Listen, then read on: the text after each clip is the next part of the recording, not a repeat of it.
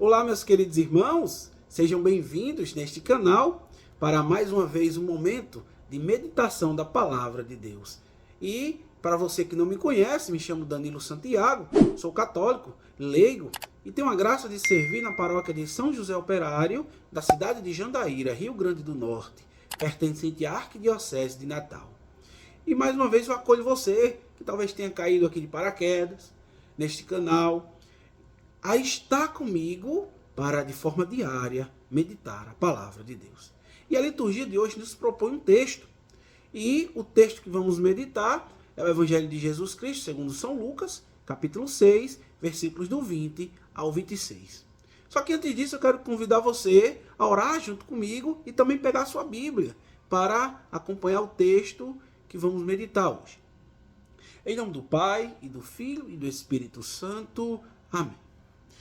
Meu Senhor e meu Deus, derrama sobre nós a unção do Teu Espírito. Derrama sobre os nossos entendimentos a compreensão de Tua Palavra. E ajuda-nos a aplicar na nossa vida aquilo que é Teus ensinamentos. E ajuda-nos, Senhor, a ouvir a Tua voz todos os dias, para que a gente aplique na Tua vida o poder de Tua Palavra. Em nome de Jesus. Amém. Em nome do Pai, e do Filho, e do Espírito Santo. Amém. O texto de hoje, ele tem uma ideia central. E que ideia é essa? É que Jesus está dando início a um dos seus grandes discursos, logo no início do seu ministério. Agora, a palavra de Deus, a Bíblia, ela quer nos ensinar que nós devemos ouvir a voz do Mestre. Devemos ouvir a voz de Jesus. Então vamos nos atentar ao que ele tem a nos dizer no dia de hoje. Agora, todo texto bíblico ele está inserido em um contexto. Então vamos entender o contexto para depois ir direto ao texto bíblico. O contexto é que Jesus, ele subiu a montanha e ele passou a noite toda em oração. E logo após ele ter essa comunhão com o Pai, ao amanhecer do dia, dentre seus discípulos, ele escolhe 12, na qual dá um nome de apóstolos. Agora, logo em seguida, ele ao descer da montanha, ele se depara com uma grande multidão. E dentre essas multidões também tinha um número grandioso de discípulos. E aí ele dá início a um grande discurso. Agora, o versículo 20 vai dizer o seguinte: erguendo então os olhos para os seus discípulos, dizia: felizes vós os pobres, porque vosso é o reino de Deus. Felizes vós que agora tendes fome, porque sereis saciados. Felizes vós que agora chorais, porque haveis de rir. Observe que Lucas aqui, ele, de forma resumida, ele expõe para os seus destinatários uma parte do Sermão da Montanha, na qual Mateus se expressa com mais detalhes. E aqui ele quer dizer o quê? Ele quer colocar na boca de Jesus os ensinamentos necessários para nós sermos felizes.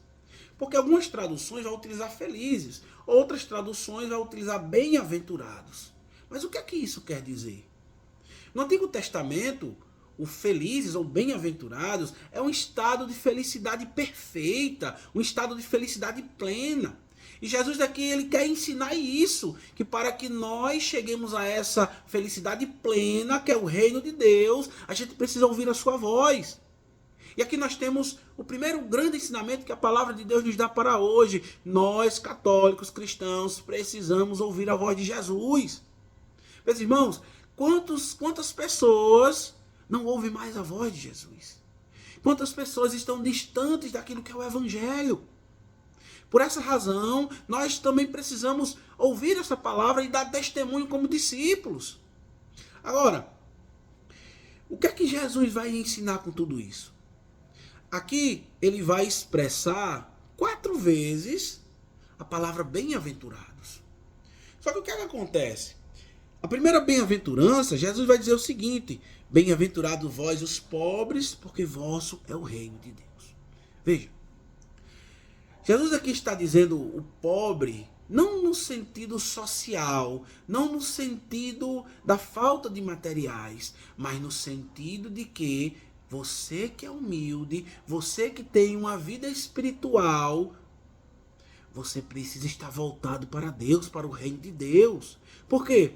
Porque na mentalidade da época de Jesus, se tinha um pensamento da seguinte forma: quando você tinha bens materiais ou riquezas, era sinal da bênção de Deus. E quando você não tinha riquezas ou bens materiais, era sinal de maldição. Então, quando Jesus fala que bem-aventurados os pobres, ele está dizendo que feliz, bem-aventurado, quem chegou à plenitude da felicidade é o pobre, mas no sentido da humildade, no sentido da obediência, no sentido do desprendimento dos bens materiais, porque é aí que você passa a ser rico. E o exemplo disso é o próprio Jesus. Jesus veio de uma família humilde, de uma família simples, de uma família pobre. Veja, às vezes nós achamos que todos os pobres vão se salvar. Mas aqueles pobres que não buscam fazer a vontade de Deus, não está dentro dos critérios, dos ensinamentos de Jesus. Por quê? Porque Jesus veio para salvar todos, independente da classe social, independente dos bens materiais. Jesus veio para salvar todos. Agora, para que essa salvação chegue a nós, é necessário a gente ouvir a sua voz. E Jesus começa a dizer várias coisas. O quarto momento onde ele vai dizer felizes ou bem-aventurados é a partir do versículo 22, onde ele vai dizer o seguinte: felizes sereis quando os homens vos odiarem, quando vos rejeitarem, insultarem e proscreverem vosso nome como infame por causa do Filho do Homem. O que é que Jesus está dizendo? Jesus está dizendo que bem-aventurados são aqueles que passarem perseguições, são aqueles que forem perseguidos pelo nome de Jesus. Veja, aqui nós temos a segunda grande lição que a palavra de Deus nos dá para hoje. Se nós queremos ser felizes, se nós queremos viver de uma forma plena, nós vamos ser perseguidos. E olha o que é que o versículo 23 vai dizer: alegrai-vos naquele dia e exultai, porque no céu será grande a vossa recompensa. Meus irmãos, se nós escolhemos ser discípulos do Senhor, se nós escolhemos seguir Jesus, se nós escolhemos fazer aquilo que é a sua vontade, o mundo vai nos perseguir. Porque o mundo ainda não compreendeu a palavra de Deus. E nós, como batizados, como católicos, como cristãos, nós precisamos levar ao mundo essa mensagem. Mas de que forma nós levamos? Com o nosso testemunho de vida. Agora eu vou dar seguimento. Logo depois disso, Jesus vai dar uma palavra de advertência. Jesus vai ser mais duro. Então ele vai utilizar aqui o ai de vós. E aqui ele vai utilizar também 4 vezes. E nesse momento, o que é que ele vai dizer a partir do versículo 24? Mas ai de vós ricos, porque já tendes vossa consolação. Ai de vós que agora estáis saciados, porque tereis fome. Ai de vós que agora rides, porque conhecereis o luto e as lágrimas. Ai de vós quando todos os bendisserem, pois do mesmo modo seus pais tratavam os falsos profetas. Veja, é naquela mesma ideia ou mentalidade da época da riqueza. Que a riqueza eles viam como uma bênção de Deus.